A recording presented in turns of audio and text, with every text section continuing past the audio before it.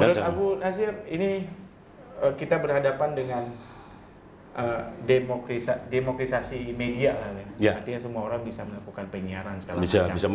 bisa membuka, ya. Iya, terus kita lihat kebiasaan orang Indonesia, khusus Aceh, itu kebiasaannya kan habitnya mendengarkan, bukan habit membaca. Ini bagaimana harusnya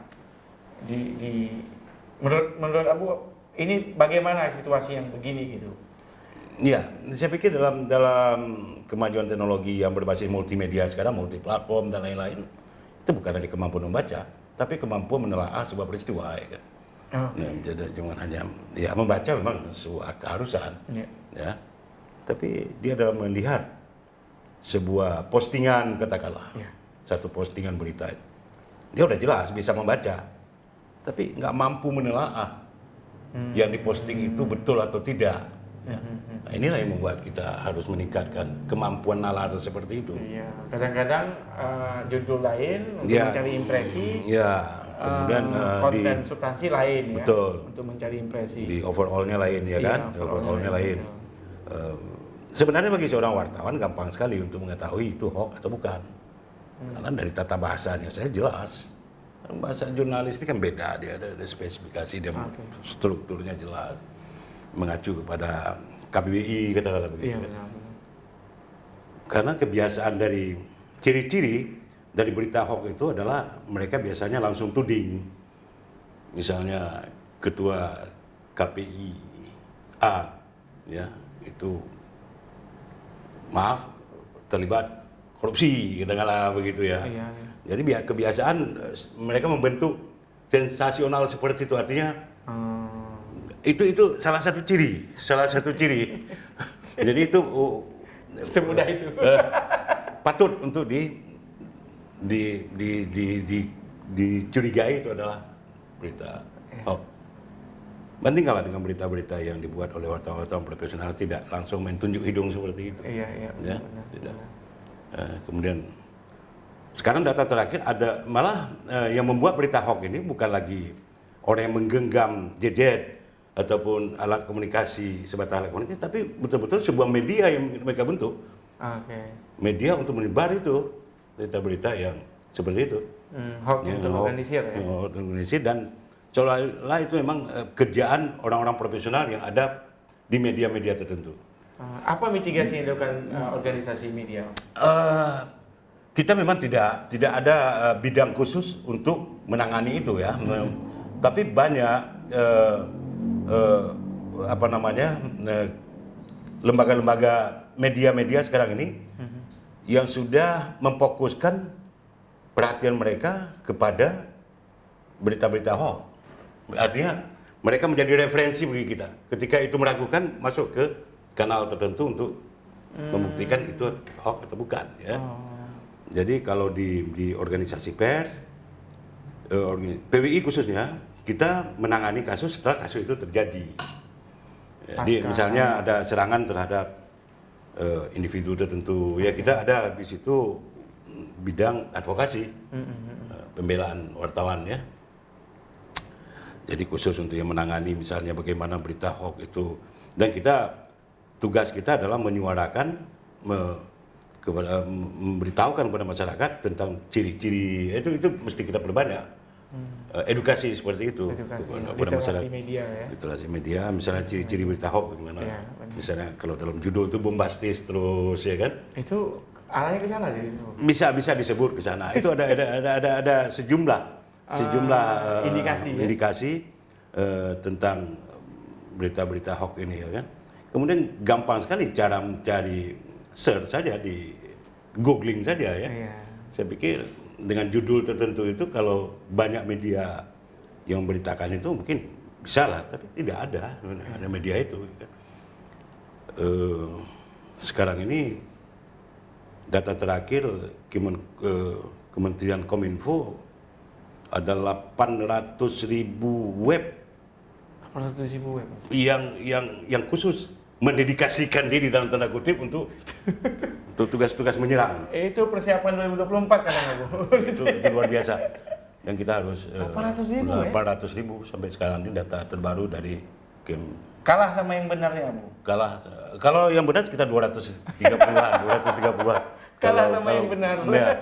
Jadi ini yang kita lawan. Bisa mengkalibrasi. Kita lawan sekarang 800, 200. ini. Itu bisa dimanfaatkan oleh orang-orang yang akan masuk ke pertarungan politik, Ya. misalnya, ya kan. Jadi, dan mereka menempatkan tenaga-tenaga profesional di situ. Sulit sekali nanti akan membedakan mana hoax, mana ya. Untuk memproduksi Nah, mereka sudah konten ya. mereka berjalan udah menggunakan kaidah bahasa Indonesia yang baik dan benar, seolah-olah mereka adalah bagian dari yang menerapkan KEJ, ya kan? Iya, iya. Mereka seolah-olah adalah orang-orang yang selalu memperhatikan undang-undang pers, ataupun kalau di PWI ini ada kode etik perilaku wartawan PWI, anggota PWI, seolah-olah seperti itu. Jadi sulit sekali kita membedakan. Dan tapi bukan berarti tidak bisa, ya. Bukan berarti tidak bisa. Saya pikir ada strategi tertentu yang akan mengungkap bahwa itu adalah tidak benar melalui uji, misalnya konfirmasi dia sejauh mana dijalankan dalam berita tersebut, dalam mengungkap sebuah kasus, ya kan? Berarti masyarakat harus mampu menganalisa. Jadi bukan hanya membaca, Bukan tapi hanya menganalisa arah kemana berita tersebut. Kalau dituding misalnya nanti kembali ke contoh seorang komisioner misalnya, itu dia ada dalam berita itu ada konfirmasi nggak kepada yang bersangkutan. Kita bisa membaca itu, ya. Ada konfirmasi nggak, kemudian hak jawab. Ya. Kemudian cara dia runutan dia dalam merangkai sebuah peristiwa itu, ya. Katakanlah kalau in-depth reporting atau investigative reporting, kaidah-kaidah atau tata cara dia dalam mengumpulkan data untuk sebuah berita tersebut sampai sejauh mana, itu akan terlihat. Salah satunya jadi caranya seringkali membuat judul yang bombastis, kemudian tanpa verifikasi, nggak ada verifikasi, nggak ada konfirmasi. Jadi ada aplikasi khusus yang bisa kita cek, kamu? Ya bisa. Jadi sekarang ini ada kantor-kantor berita seperti di Indonesia ini juga seperti cek data, kemudian katakanlah maaf kita menyebut liputan6.com misalnya, mereka sudah mempunyai kanal khusus untuk verifikasi itu, dan mereka ada menampilkan sebuah berita tersebut kemudian diuji, dan itu kesimpulannya pada bagian akhir ada kesimpulan itu hoax atau bukan. Oke. Saya pikir seperti itu. Ya. Jadi ini mendekati tahun-tahun politik, ya. Tahun-tahun politik ini semakin kita harus hati-hati dengan, karena sangat membelah bambu. Dan yang paling penting lagi, jangan sampai kita terlalu cepat latah, ya. Iya. Apalagi misalnya di aplikasi WhatsApp misalnya, itu langsung share. Iya. Ya, itu tolong dipelajari dulu lah. Betul. Sejauh mana kepentingan berita itu dengan kita paling tidak kita tahu. Benar. Apa manfaatnya untuk kita, ya kan? Itu yang paling sederhana. Iya. Sederhana, kita menguji dulu. Iya. Berita itu untuk kita apa pentingnya. Iya. Ya. Abu Nasir, ini kembali ke sosok pribadinya Abu. Bagaimana Abu bertahan di 27 tahun di kewartawan ini? Kan penting kita tahu sebagai anak muda, sehingga loyalitas, passion dalam bekerja gitu ya. Ya, saya pikir 27 tahun cukup lama. Lama, satu generasi, ya. Satu generasi. Mencintai profesi yang penting. Iya, mencintai profesi. Dan menikmati apa yang kita kerjakan. Iya, dengan pasang surutnya lah. Jadi dalam sebuah dalam media harian atau koran harian selama Indonesia selama 27 tahun itu adalah dinamis sekali. Setiap hari isu berganti. Jadi kita tidak monoton. Tidak monoton dengan sebuah peristiwa. Jadi ada saja, setiap apa saja bernilai berita dan selalu berganti, dinamis banyak. Maka itu yang mungkin membuat. Dan itu harian, harian, dan membuat kita tidak pernah bosan itu, ya kan? Karena ada saja hal-hal baru yang akan kita kuliti lah, Kemudian saya juga diajarkan oleh lembaga saya dulu, saya diikutkan dalam program pendidikan yang namanya investigative reporting. Itu sebuah kenikmatan sendiri dalam mengulas berita-berita investigasi. Ya, saya pernah belajar di LPDS, Lembaga Pers Dr. Sutomo Jakarta, Itu khusus untuk investigative reporting. Gelombang pertama yang saya ikuti, tidak pernah ada gelombang berikutnya karena nggak tahu saya kenapa alasannya waktu itu. Jadi Cuma satu gelombang doang. saya menyelesaikan itu pada tahun 96 ya. Saya investigative reporting dan pelatihan-pelatihan lain yang diikutkan oleh perusahaan. Karena peningkatan kapasitas waktu itu ya seperti itu. Akhirnya saya karena tantangannya terus ada? Karena kita waktu itu memang kita persaingan kita waktu itu, saya teringat waktu era-era tahun 90-an sampai awal-awal 2000-an, persaingan kita hanya dengan media televisi. Bukan dengan media online seperti sekarang ya. Dengan media televisi waktu itu. Jadi kita televisi kalahnya waktu itu tidak sampai ke secondary newsnya atau berita lapis keduanya. Tapi kita masuk sampai ke sana. Itu layar 2, layar 3. Tugas harian kita untuk menggali in depth sedalam mungkin sebuah peristiwa itu. Tidak hanya melihat lapisan atas dari peristiwa. Jadi itu in depth reporting, di atas itu adalah investigative reporting. Yang berita yang menguak, mengungkap tabir-tabir yang tertutup, kejahatan publik, ya itu namanya. Itu asik sekali. Asik sekali. Channelnya mengkonfirmasi para pihak. Nah, jadi sekecil apapun dokumen itu sangat penting artinya bagi seorang investigator. Iya. Jadi saya cuman sayangnya termasuk pada lembaga saya selama Indonesia dulu, karena kalau untuk sumber daya sebagai wartawan investigasi itu biasanya dia untuk terbitan mingguan, majalah misalnya atau bulanan ya. Tapi kalau harian seperti Islam Indonesia waktu itu tidak sempat berpikir untuk menggali lebih dalam. Karena kita terus dinamis setiap hari. Sirkulasinya harian ya. Jadi itu kecuali ada peristiwa-peristiwa yang memang ya tidak terlalu mendalam lah ya. Jadi tetap kita laporkan sebagai sebuah laporan khusus ya. Selama perjalanan 27 tahun, apa yang menarik berita yang saya pikir memberitakan konflik Aceh itu paling menarik juga. Konflik Aceh yang bertahun-tahun itu dan sejarah konflik itu sendiri yang kita bedah sedemikian rupa. Ya. Walaupun waktu itu cara menulisnya tentu dengan berbagai macam strategi agar kita tidak dituding memihak kepada pihak-pihak tertentu. Kemudian juga jangan lupa bahwa kita diajarkan oleh sebuah peristiwa besar bencana alam waktu itu. Tsunami 2004, itu sisi-sisi humanisnya itu juga sangat menarik. Bertahun-tahun itu humanis yang ya, jadi keberpihakan kita kepada kemanusiaan itu menjadi daya tarik tersendiri. Jangan lupa bahwa bencana adalah salah satu konten menarik. Ya, bencana. Di balik bencana, kisah inspiratif. Kisah inspiratif di balik bencana, pencarian ibu terhadap anaknya, ya kan? Ya gimana ya. Jadi itu mengajarkan kita dari satu episode ke episode lain itu panjang-panjang itu, misalnya bencana 2004 itu terus sampai beberapa tahun kemudian kita masih saja itu mengangkat peristiwa-peristiwa 2004 itu ya, peristiwa bencana tahun 2004. Begitu juga konflik yang dimulai tahun 89 misalnya. Itu terus kita beritakan sampai dengan era damai. Ya, MOU ya kan. Jadi kita bermain dengan dinamika seperti itu setiap hari. Dan kita ditempa oleh banyak pengalaman. Saat Abu muda dulu punya peristiwa itu, punya momentum. Ya. Kan kini momentum itu kan tidak ada, Ya. Momentum sekarang momentum yang persaingan yang sangat tinggi dengan butuh kecepatan. Menurut aku kondisi hari ini harus kita cari membuat momentum yang lain gitu. Ya. Harus mengasah kemampuan sampai kapanpun. Mengasah kemampuan. Kita harus menyesuaikan dengan apa perkembangan teknologi. Seusia saya sebenarnya sudah tidak udah gagap tapi karena diasah terus terbiasa dengan berbagai platform.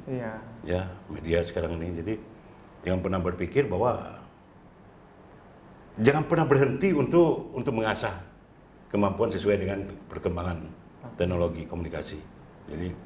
Dan jadilah orang-orang yang beruntung apabila kita bisa menikmati suasana dalam usia yang sudah lanjut, tapi kita masih bisa masuk ke ruang yang seharusnya itu slotnya anak-anak muda. Iya. Nah, jadi itu Benar. menarik. Harusnya usia-usia anak Kita- bapak ya juga. Iya, tapi Abu Nasir yang insya Allah saya masih bisa juga lah, ya kan? Iya. Jadi itu, kenapa itu bisa terjadi? Karena kita nggak sungkan-sungkan untuk menjadi bagian dari generasi milenial misalnya. Iya, Ya. menjadi manusia pembelajar.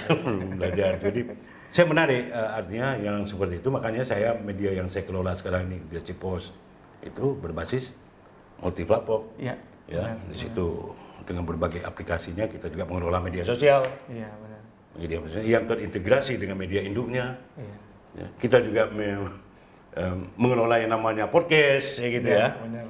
Jadi itu apa artinya? Seusia saya sebenarnya tidak lagi seperti itu, tapi kawan-kawan sering mempertanyakan, yuk kok masih berkiprah ke dalam sebuah teknologi yang sebenarnya bukan dalam tanda kutip makanan untuk usia ini lagi ya. Benar.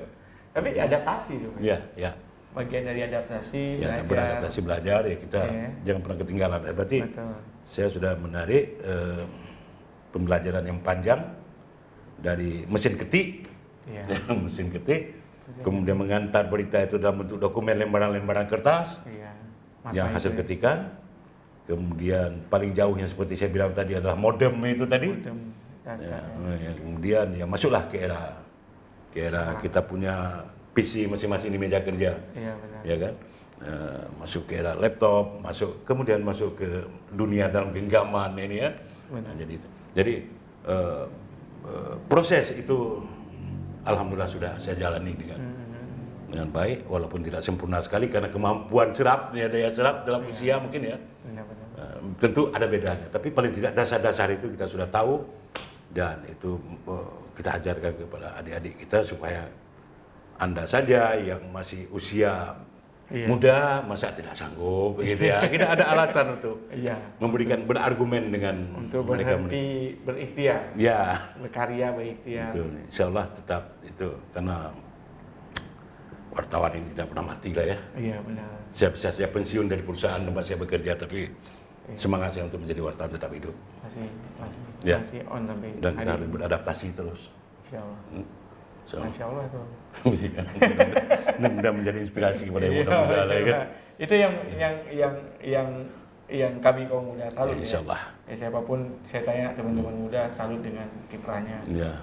Abu Nasir yang masih beradaptasi dengan kondisi. Saya terinspirasi juga dengan big boss saya di Islam Indonesia dulu, yaitu Pak Samsul Kahar. Oke. Ya. Beliau tidak pernah berhenti untuk menggali ya, perkembangan. Dan beliau lebih tahu kadang-kadang dari anak-anak buah beliau yang di kantor. Oh ya. Jadi hal seperti itu. Jadi media pembelajaran terbuka, semakin lebar terbuka. Jadi kita jangan pernah sungkan untuk belajar. Betul. Sebagai penutup, Abu Nasir, bagaimana Abu melihat media Indonesia masa depan mungkin ya 10-20 tahun ke depan? Ya, serbuan digitalisasi tentu tidak bisa kita nafikan. Oke. Itu semua akan terjadi pada waktunya. Dan satu media seperti katakanlah media cetak misalnya ya, itu tetap akan bertahan. Saya yakin tingkat 10-15 tahun lagi masih tetap bertahan. Sejauh itu dikelola dengan baik, dengan manajemennya. 10-15 tahun lagi masih bertahan di Sebenarnya cetak. Sejauh itu memang kontennya itu disesuaikan, jangan sampai meniru-niru gaya online misalnya, gaya cyber, gaya media cyber, apalagi gaya media sosial ya. Jadi di situ mungkin akan ada berita-berita yang nggak terangkat. Itu apa bedanya dengan ketika tahun 90-an dulu kami bersaing dengan televisi? Ada hal-hal yang tidak tercover oleh televisi, kami kupas habis di media cetak. Ya kan? Begitu juga sekarang. Tapi kalau konten yang disajikan itu adalah sama saja dengan berita cyber, gitu, saya pikir setahun 2 tahun lagi udah tutup buku. Kalau media cetak, ya harus ada beda yang sangat beda dengan yang sudah dibaca oleh masyarakat melalui ponsel misalnya. Ya. Jadi katakanlah terjadi sebuah peristiwa penembakan atau apalah peristiwa hari ini terjadi penembakan. Besok media cetak itu jangan lagi mengupas bagian atasnya, tapi Sudah depth ya. coba perdalam lah. Sudah dalam ya. Dalami itu apa yang terjadi, kenapa bisa terjadi peristiwa itu, dan siapa-siapa saja yang terlibat di belakangnya, tentu itu akan dicari orang. Menjadi referensi. Media cetak itu menjadi referensi, kalau saya menilai seperti itu. Menjadi referensi bagi orang yang sudah membaca di media cyber. Besok pagi masih dia tunggu, apa betul nggak? Iya. Jadi di sanalah mungkin keakuratannya, Validasinya mereka dapat di sana. benar. Harus begitu. Jadikan itu sebagai media referensi bagi masyarakat. Setelah mereka bergelimang seharian itu dengan media cyber, dengan gangguan medsos misalnya. Besok dia lihat di media cetak itu ada nggak itu yang diangkat spesifik, atau ada penjelasan lebih dalam nggak terhadap sebuah peristiwa yang mereka baca seharian. Itu jika itu yang dilakukan, saya pikir 10-15 tahun lagi masih aman lah, masih aman. Tapi memang arahnya ke Harus digitalisasi. Karena ya. sebuah media besar tentu sudah sejak jauh-jauh hari mempersiapkan serbuan digitalisasi ini. Transformasi digital. Mereka sudah ada itu, sudah ada backupnya ya kan. Iya. Mereka sudah ada samping yang cetak, mereka sudah juga membuat media cyber. Baik, ya. Jadi dalam satu newsroom kalau istilahnya, di situ semua ada media newsroom. Jadi saya seperti itu. Kira-kira apa harapan Abu Natsir proses demokratisasi di Indonesia ini? Apa harapan Abu ke depan? Khusus untuk Di Aceh. di media ya. Di media. Ya, kita menjuarakan terus ya kebenaran apa yang kita lihat. Jadi kemudian menyesuaikan dengan perkembangan teknologi, dengan tetap meningkatkan kemampuan para wartawan untuk meningkatkan kapasitas mereka, tidak hanya pandai dalam menyusun kata-kata, tapi juga bisa membaca bagaimana dampak dari sebuah berita yang mereka turunkan. Kemudian juga kita berharap ke depan, walaupun masih ada optimis bahwa media cetak ini akan bertahan 10-15 tahun lagi, tapi teruslah untuk mengembangkan media digital, berbasis digital ini dengan baik, dengan tetap mengedepankan kaedah-kaedah jurnalistik yang benar, ya, menjauhkan berita-berita yang sifatnya kepentingan sesaat, partisan. Partisan itu juga sangat berbahaya karena itu akan ditinggalkan oleh orang. Jadi teruslah mengemas konten, ya, desain yang baik, ya, dan yang terpenting lagi, saya tahun 2011 itu menjadi Pimpro perubahan untuk lembaga tempat saya bekerja dulu, yaitu Islam Indonesia, yang lebih menekankan kepada konten, desain, dan trust, ya, konten yang bagus, ya, konten yang jauh dari hiruk pikuk, dari fitnah, kemudian desain juga harus visual yang bagus, tampilan muda misalnya, ya. Ini sampai sekarang Islam Indonesia masih minta tampilan muda gitu ya. Kalau dulu sebelum itu mungkin yang tua-tua gitu ya. Kemudian trust, kepercayaan itu yang lebih penting. Jangan sampai orang tidak percaya sama kita. Trust itu harus dijaga betul-betul. Saya pikir seperti itu. Baik, terima kasih banyak Abu Natsir. Terima kasih banyak. Banyak masukan dan inspirasi buat kami teman-teman muda.